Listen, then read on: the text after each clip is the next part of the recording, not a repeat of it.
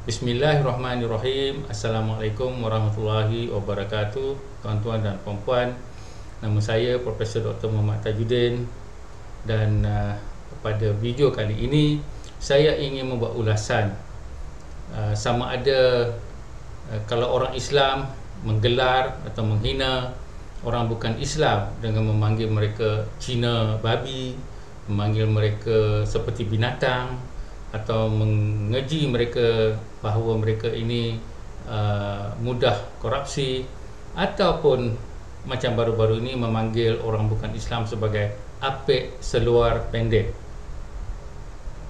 Jadi isu ini sebenarnya timbul apabila salah seorang ahli politik yang beragama Islam menegur seorang ahli politik yang bukan beragama Islam apabila wakil rakyat itu memberi ucapan di parlimen dan menggunakan ayat Al-Quran. Jadi kononnya, nombor satu, orang bukan Islam ni tak sepatutnya membaca Al-Quran. Nombor dua, adakah orang bukan Islam ni dia nak mengajar orang Islam dan sebegitu rupa. Dan juga adakah layak orang yang tidak suci membaca Al-Quran. Jadi inilah bunyi-bunyinya. Jadi video yang lepas saya telah membuat ulasan apakah adab dan tertib menginterpretasi Al-Quran kepada orang yang Islam dan juga bukan Islam. Dan saya telah buktikan dengan menyatakan bahawa ada fatwa yang mengatakan bahawa orang bukan Islam memang boleh membaca Al-Quran dan memiliki Al-Quran yang mempunyai terjemahan dan komentar yang melebihi hitungan perkataannya daripada perkataan-perkataan ataupun ayat-ayat Arab. Jadi bahawasanya banyak orang Islam menyokong tindakan ahli politik yang beragama Islam ini menghina orang bukan Islam dengan menggunakan kata nama ataupun menamakan apek seluar pendek. Jadi kononnya apek seluar pendek ni adalah suatu kejian kepada orang-orang bukan Islam, terutamanya orang Cina, sebab apek di dalam logat Melayu adalah orang-orang Cina. Terutama orang Cina yang tua ataupun tak berpelajaran, tapi yang kali ini dia hentam semualah. Jadi siapa-siapa yang bukan Melayu, terutamanya orang Cina, adalah apek. Jadi juga disebutkan bahawa kerajaan Anwar Ibrahim dengan dasar liberalnya maka akan menjadikan ramailah orang-orang apek ni yang akan mengajar Islam kepada kita. Jadi pada hari ini saya nak ulas apakah kita orang Islam menyokong panggilan-panggilan nama yang jijik kepada orang bukan Islam ini sebagai satu dosa besar atau dosa kecil. Saya rasa ramai orang Islam menganggap bahawa apabila kita menghina orang bukan Islam dengan nama Cina babi, Cina binatang atau Cina apek seluar pendek, maka mereka menganggap bahawa ini adalah satu dosa kecil. Malah ramai yang menganggap ini tak berdosa pun, sebab mereka ni orang kafir, mereka ni orang musuh Islam. Maaf tuan-tuan, saya tak tahulah tuan-tuan belajar Islam daripada siapa. Jadi tuan-tuan perlu buat rujukan, perlu bertanya dengan orang-orang yang betul-betul faham, orang yang baik-baik lah, bukan orang yang suka cakap besar-besar ni. Jadi kalau ada seorang tuan guru, tuan guru lah namanya, yang mengatakan bahawa orang bukan Islam ni seperti binatang sebab mereka ni tak memarah, ataupun orang bukan Islam ini mudah korupsi sebab mereka tak dapat ajaran Islam, walaupun orang Islam yang banyak kena tangkap korupsi, dan juga menghina dengan nama macam-macam lah yang saya dah dengar dari sudut politik orang-orang Melayu ni. Jadi di sini kita kena buat refleksi sama ada ini adalah satu dosa besar atau dosa kecil. Sebab kalau kita menyokong pemimpin-pemimpin yang menggunakan kata-kata keji ini, maka kita pun sabit dosanya juga. Dan lebih teruk lagi kalau kita sendiri menggunakannya. Dan ini adalah sesuatu yang di dalam kitab Ihya Ulumuddin yang akan saya bacakan, bahawa ia adalah sesuatu yang boleh dianggap dosa besar. Saya sendiri bukanlah seorang ustaz ataupun seorang mufti yang nak buat berfatwa, tetapi saya berpandukan kepada bacaan-bacaan saya, dan saya tidak mengamalkan kata-kata keji kepada orang bukan Islam, walaupun saya marah dengan orang-orang bukan Islam, tapi saya tak pernah berbuat demikian, sebab saya tidak mahu terdapat dalam dosa besar. Jadi saya akan membaca daripada kitab Bimbingan Mukminin, iaitu satu ringkasan yang telah dibuat daripada kitab Ihya Ulumuddin yang ditulis oleh Imam Al-Ghazali, iaitu seorang tokoh Islam yang cukup dihormati oleh orang-orang Islam dan juga orang-orang bukan Islam di seluruh dunia. Masalah dia, orang-orang Melayu Islam ni tak pernah baca pun buku Bimbingan Mukminin, dan saya recommend buku ini sebelumlah kita nak menyokong parti yang kata diri dia Islam, pejuang yang kata diri dia Islam, ataupun seorang tok guru yang kata dia ni adalah tok guru yang memperjuangkan Islam dan banyak ilmu Islam. Jadi tuan-tuan tak boleh mendengar begitu saja, tetapi perlu membuat rujukan dengan ilmiah dan juga dengan hati yang suci, bukan hati yang tamak kepada jawatan, tamak kepada projek, tamak kepada macam-macam. Kita tak boleh dengar orang-orang agama yang tamak macam-macam. Kita kena dengar orang yang baik, yang tidak ada kepentingan politik dan sebagainya, untuk memberi jawapan kepada soalan-soalan kita tentang Islam. Baik, buku ini adalah buku Bimbingan Mukminin yang kalau kita tengok penterjemahnya adalah Syed Ahmad Sama'id, yang mana beliau telah meringkaskan daripada 9 volume atau 7 volume yang saya pun punyai, tapi saya pun tak dapat baca semua jilid-jilid yang banyak tu. Jadi saya yang khatam adalah Bimbingan Mukminin yang diringkaskan di dalam buku ini. Jadi buku ini menceritakan bagaimana adab Islam, bukan sahaja dari sudut ritual seperti sembahyang, haji, puasa. Ia juga menyentuh tentang adab kita, adab budi pekerti. Banyak orang menganggap adab ni adalah sesuatu yang ada pun ada, tak ada pun tak apa. Janji kita pergi Mekah, janji kita puasa, janji kita buat kerja-kerja ritual sunat, kita pun terus masuk syurga.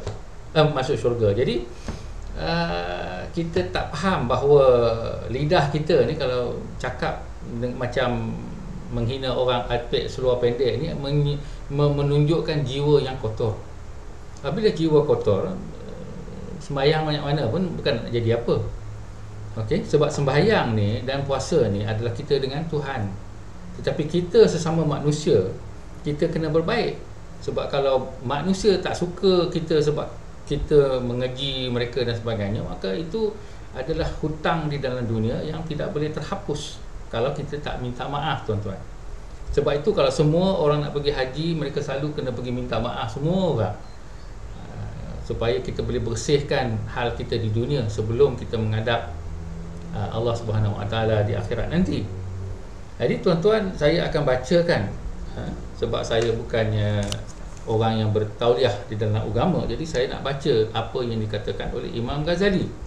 Dan kalau kita tengok di dalam konten ataupun isi kandungannya, kitab Bencana Lisan muka surat 449 hingga 501 itu adalah salah satu bab favourite saya, sebab banyaknya saya dapat mengamalkan apakah yang dikatakan penjagaan lidah percakapan. Apa dikata sini, berkata yang tidak perlu. Bencana kedua, mengambil tahu tepi kain orang. Bencana ketiga, melibat diri dalam kebatilan. Bencana keempat, berbantah-bantah dan bertengkaran. Bencana kelima, macam mana kita bertelingkah. Adab bertelingkah pun ada. Meniru percakapan yang indah-indah, puji-puji orang lebih-lebih pun problem juga. Dan bencana ketujuh, iaitu tajuk pada hari ini, berkata kotor, memaki dan lidah yang cabul. Jadi salah seorang ahli politik atau dua orang ahli politik yang saya tahu daripada satu politik kononnya Islam selalu berkata kotor, selalu memaki dan selalu mempunyai lidah yang cabul. Tak kiralah dia ustaz, dan yang seorang lagi pun bukan ustaz lah yang tu. Yang tu memang orang yang entah banyak mana ilmunya, saya pun tak pasti ya. Jadi kita tengok banyak sini menghina atau mengejek, membocor rahsia dan sebagainya. Jadi tuan-tuan boleh baca sendiri, dapatkan buku ini dan mula belajar. Baik, sekarang kita terus pergi ke muka surat 450. Minta maaf. Kita pergi ke muka surat 449 dulu, tengok dia punya introduction ataupun permulaan kepada kitab Berjana Lisan. Jadi pada permulaan ni saya akan baca dan tuan-tuan tengok diri sendiri sama ada ia adalah dosa besar atau dosa kecil. Tuan-tuan decide sendiri sama ada nak menyokong parti politik yang mengamalkan kotornya lidah, kotornya hati, kotornya lidah yang cabul ini. Tuan-tuan decide sendiri ya. Baik, di sini bahaya lisan, diketahuilah bahawa bahaya lisan itu besar sekali dan manusia tidak akan selamat dari bahaya ini melainkan dengan bertutur kata yang baik saja. Tengok tuan-tuan, besar sekali dikatakan. Disebut di situ Nabi SAW berkata, bersabda, tiada akan lurus keimanan seseorang hamba sehingga lurus pula hatinya, dan tiada akan lurus hatinya sehingga lurus pula lidahnya, dan seseorang hamba tidak akan memasuki syurga selagi tetangganya belum aman dari kejahatannya. Jadi ini refleksi hati. Sembayang banyak mana, pergi umrah berapa kali, tapi kalau lidah tak betul, kalau tetangga kita orang Islam, orang bukan Islam tidak selamat daripada kejian-kejian dan juga kejahatan kita, maka kita pun jadi orang yang tak berjaya. Berkata Muaz bin Jabal kepada Rasulullah SAW, apakah kita akan dihisap juga atas apa yang kita katakan, wahai Rasulullah? Rasulullah menjawab, wahai Muaz, tidakkah engkau ketahui bahawa manusia itu akan ditelungkupkan menerusi hidung-hidung mereka disebabkan hasil tuaian lidah mereka. Jadi ada antara kita yang suka menyokong ahli politik, yang suka berbohong depan-depan orang. Sebab kononnya tak apalah dia bohong sebab dia tu orang Islam, kalau tidak orang bukan Islam jadi pemimpin. Ni apa jenis, saya pun tak tahulah. Ada yang mengata kepada orang bukan Islam kata-kata keji. Ada seorang tu kata kok lah, pada Teresa Kok. Sekarang ni apek seluar pendek lah, macam-macam. Jadi benda-benda ni semua kita kena tahu bahawa ia adalah sesuatu yang boleh menelungkupkan kita ke neraka. Ibnu Mas'ud radhiyallahu an pernah berkata, wahai lidah, sebutkanlah yang baik-baik, niscaya engkau akan dapat faedah, dan berdiamlah dari berkata buruk, niscaya engkau terselamat sebelum engkau menyesal. Sabda Rasulullah SAW, barang siapa yang memelihara lidahnya, Allah akan menutup kecelaannya. Barang siapa yang menahan kemarahannya, Allah akan melindunginya dari siksanya. Dan barang siapa yang menyatakan keuzurannya kepada Allah, Allah akan menerima uzurnya. Jadi Rasulullah bersabda lagi, barang siapa beriman kepada Allah dan hari akhirat, maka berkatalah yang baik ataupun berdiam saja. Sabdanya lagi, jagalah lidah kamu kecuali bila berkata yang baik. Dengan berlaku demikian engkau akan mengalahkan syaitan. Jadi di sini telah ditunjukkan betapa beratnya dosa apabila kita tidak menjaga lidah kita. Jadi dalam ini disebut semua sekali lah tentang menghina, mengumpat dan sebagainya. Dan kita akan terus pula kepada bencana ketujuh, berkata kotor, memaki dan lidah yang cabul. Apa dia benda-benda yang disifatkan begini? Sifat-sifat ini juga amat dilarang oleh agama dan ia dikira antara sifat-sifat yang tercela yang bersumber dari kejahatan dan kedurjanaan. Rasulullah bersabda, waspadalah kamu dari kata-kata yang kotor, kerana sesungguhnya Allah Ta'ala tidak suka kepada kata-kata yang kotor dan perilaku yang cabul. Jadi tuan-tuan nak angkat orang yang adab dia tak ada, Perangai dia macam entah apa, syaitan pun agak baik lagi kemudiannya. Maka macam mana kita nak menjadi orang Islam yang baik kalau kita mengangkat pemimpin macam ini? Jadi di sini kita kena baca dan kita kena refleksi, ya. Jangan kita main dengar orang je, sedap kata je, ya. Rasulullah pernah melarang para sahabatnya supaya jangan memaki kaum musyrikin yang terbunuh di dalam peperangan Badar. Sabdanya, janganlah kamu memaki-maki mereka. Itu yakni orang-orang musyrikin yang terbunuh di dalam peperangan Badar itu. Sebab caci makimu itu tidak akan memberi apa-apa kesan kepada mereka, malah sebaliknya kamu akan menyakiti orang-orang yang masih hidup. Ketahuilah bahawasanya kata-kata yang kotor itu adalah suatu kejahatan. Rasulullah tak bagi orang Islam maki orang yang mati. Ini pula orang tu hidup duduk depan-depan kita dalam parlimen. Orang mati pun Rasulullah tak bagi orang Islam memaki orang-orang yang berperang, ya. Ini yang dalam parlimen bukan berperang angkat senjata lagi, ya. Bukankah orang mukmin itu yang jadi pencaci, pelaknat, bukan yang suka berkata kotor atau yang lidahnya suka menyebut kata-kata yang hina? Saya baca lagi sekali, ya. Bukanlah seorang mukmin itu. Jadi orang yang lidah dia tak jaga, dia bukan orang mukmin, tuan-tuan. Tuan-tuan semua kita orang Islam. Orang Islam pun boleh masuk neraka.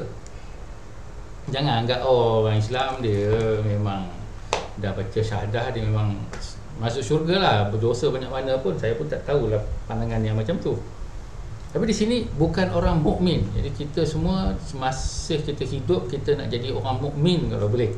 Sebab itulah nama Imam Ghazali buku ni adalah bimbingan mukminin. Dia bukan bimbingan muslimin, bimbingan mukminin. Orang yang dapat level yang tinggi, tuan-tuan. Yang duk kata macam-macam ni level rendah, bawah entah ke mana. Kita nak jadi high level, eh? Jadi di sini kita lihat bahawa Rasulullah telah juga bersabda di dalam satu hadis lain, pencacian seseorang mukmin adalah fasik dan pembunuhannya adalah kekufuran. Jadi maknanya kalau kita berkata tak elok kepada orang-orang Islam, maka itu adalah fasik. Ini pula kita kata kepada orang bukan Islam. Jadi kalau kita tengok, Rasulullah juga bersabda orang yang memaki kedua ibu bapanya adalah terlaknat.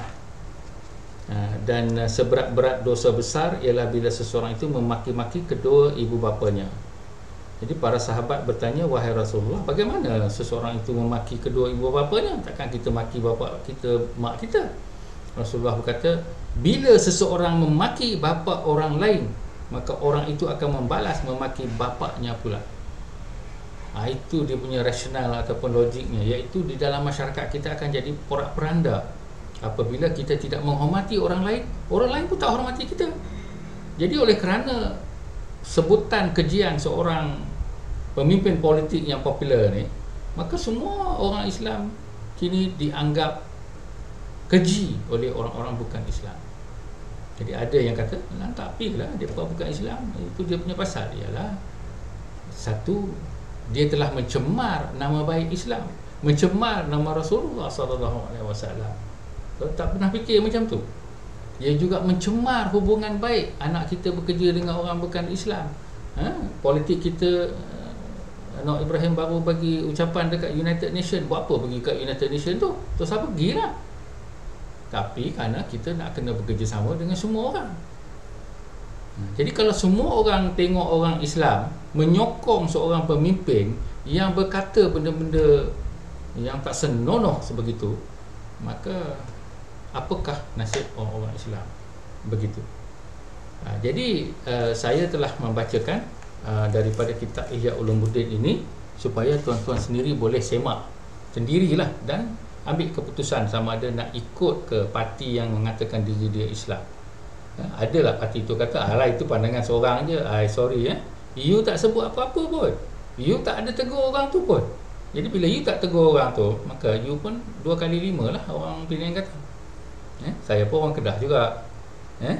Jadi kita nak kena tahu bahawa benda yang kita buat itu adalah bagi saya dosa besar. Ataupun kalau tuan-tuan nak rujuk ustaz mana kata itu tak apalah, yang ni sembahyang lebih kurang, tak ada. Bagi saya dosa kita dengan manusia kita kena settle dalam dunia ni. Kalau kita curi barang dia, kita kena bagi balik, masuk penjara tak jadinya. Potong tangan pun tak selesai juga. Dia kena settle dengan orang itu. Kita bunuh orang, kita kena nyawa kita pun tergadai, ataupun kita kena bayar wang diat yang dikatakan dipersetujui oleh orang si mangsa. Jadi kalau kita mengeji seseorang itu mengatakan dia apek, seluar pendek dan sebagainya, kita kena minta maaf. Bukan saja dengan dia, tetapi dengan seluruh masyarakat Cina di dalam Malaysia ini. Jadi tuan-tuan fikir dulu, bolehkah kita buat macam tu? Bolehkah kita buat macam begitu? Bolehkah kita minta maaf dengan semua orang yang kita keji? Jadi kalau dia dah meninggal, dah habis. Itu tak ada nak buat apa lagi dah.